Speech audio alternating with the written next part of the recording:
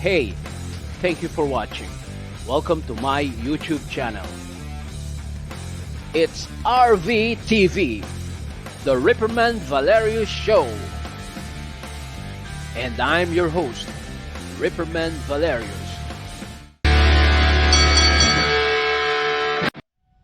Ladies and gents, our episode now is all about my first Mt.Pulag climb via Akiki-Ambangeg Trail. Happened last June 2022. This is presented by Aventura Rippermania. Adventure starts here. Mt.Pulag is Luzon's highest peak at 2,928 meters above sea level, the third highest mountain in the Philippines, and the 26th highest peak of an island on Earth. It is second most prominent mountain in the Philippines. It is a dormant volcano, according to Wikipedia. Akiki Trail is a more challenging route to Mt.Pulag, dubbed as the Killer Trail by mountaineers because of its steep slopes. It took us 2 days to reach the summit from this trail via the Edet River, continuing across steep, scenic, pine-covered slopes to what is dubbed as Marlborough Country. Just like the other trails to Pulag, this trail would then pass by the montane forest until reaching the grassland area. After a challenging trek, the summit views are rewarding, and the saddle campsite afford closer access to the summit.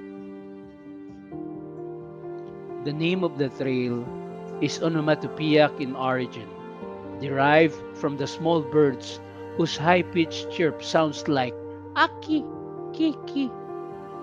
It is unsurprising that this trail would be named after a bird call because Mt.Pulag is a bird sanctuary, home to 143 species of birds. Rare birds include the whiskered pita and the Luzon water redstart. And so we joined Martha's Hot Kitchen, volunteers and friends in our Mt.Pulag climb. Happened last June 18 to 20, 2022 via Akiki-Ambangeg Trail. And this event was powered by Sangga Outdoors and Aventura Rippermania.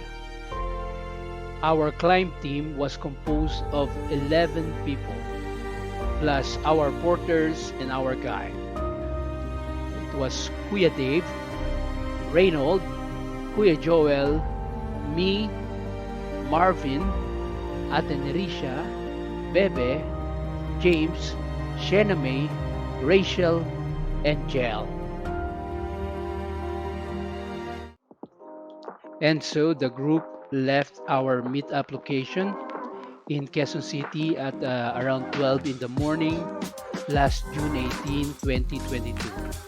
We went directly to Baguio City with our private car transport.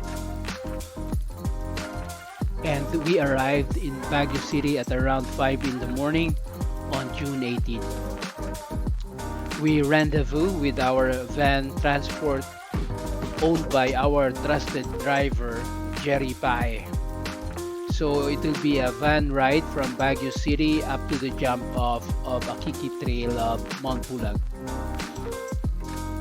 Before continuing with our travel, we had our warm and sumptuous breakfast at a new Good Taste restaurant in Baguio City. And after breakfast, we fixed our stuff, our climb gear, and our food supplies, and off we go, continuing with our travel.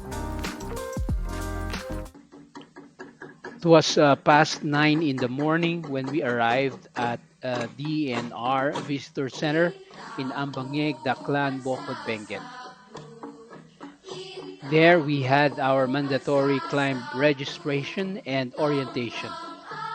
And our climb orientation was facilitated by Ma'am Emerita, DNR Visitor Center officer.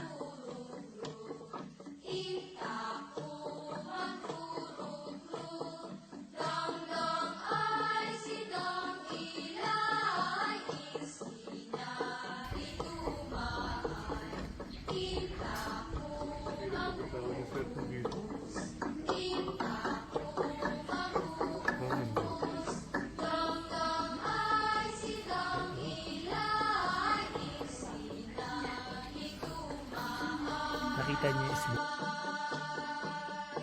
And we arrived at the jump off, and then we decided to have our lunch at the waiting shed prior starting our climb.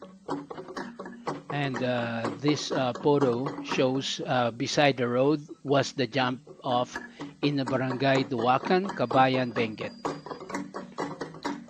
It was almost 1 in the afternoon when we started with our hike up in Akiki Trail.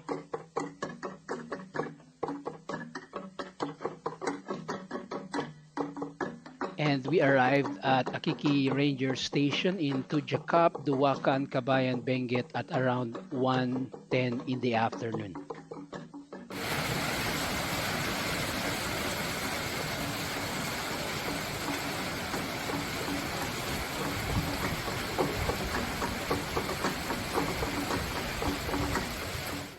And before 2 in the afternoon, we were back on the trail, continuing with our hike.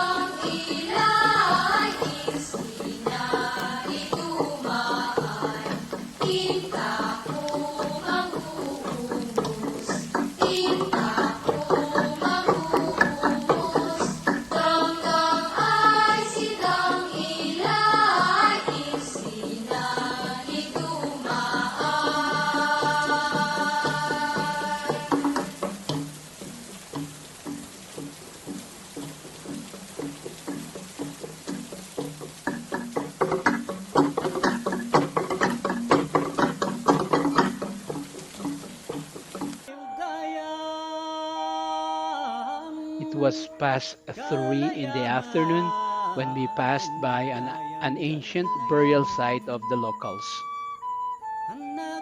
where I stopped for a moment and removed my hat, and in silence, in my mind, I chanted my prayer. It was to pay my respect.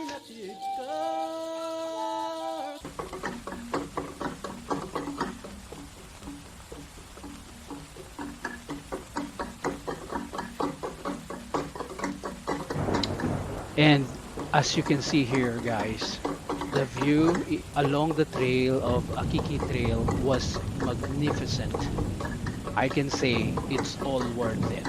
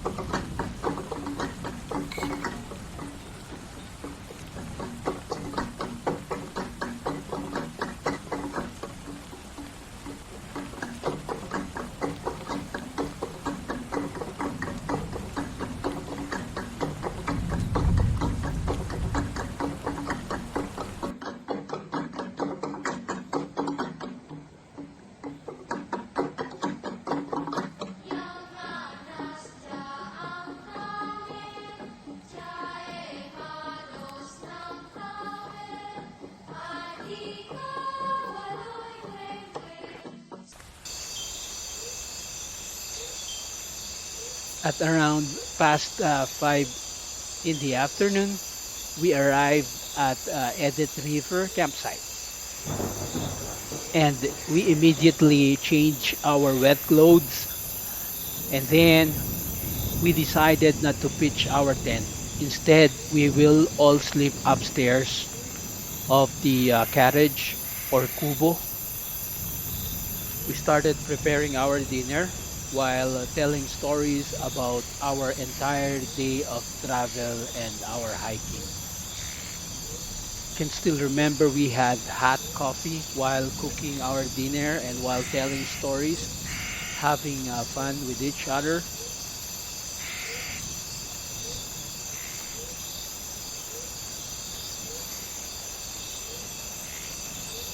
And then I started cooking our pork nilaga.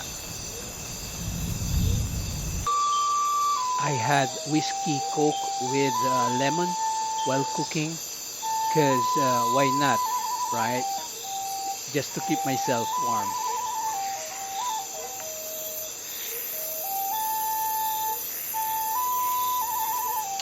At this point, we can still smile.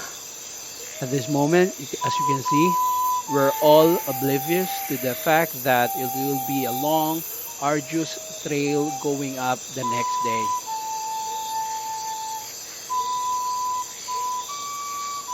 Kuya Dave brought some bottles of wine.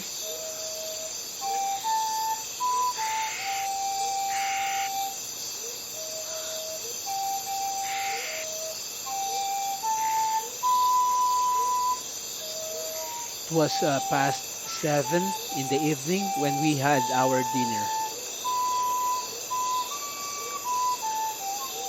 And I can still remember the moon was up that night.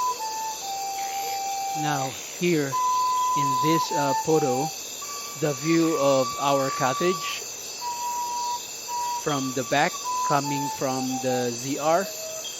I can still remember after some shots of whiskey, I went to bed early that night. And the next day, June 19, 2022, everyone was up before 4 in the morning. And my brother Marvin was the one who prepared our breakfast that day.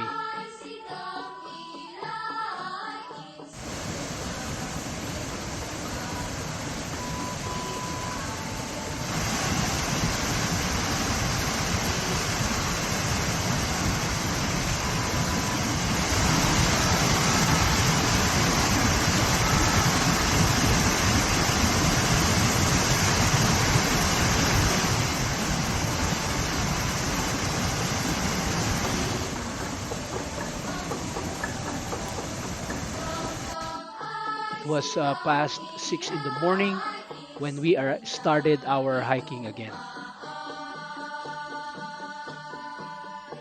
Before 6:30 in the morning that day, everyone in our team already crossed the hanging bridge in Edith River.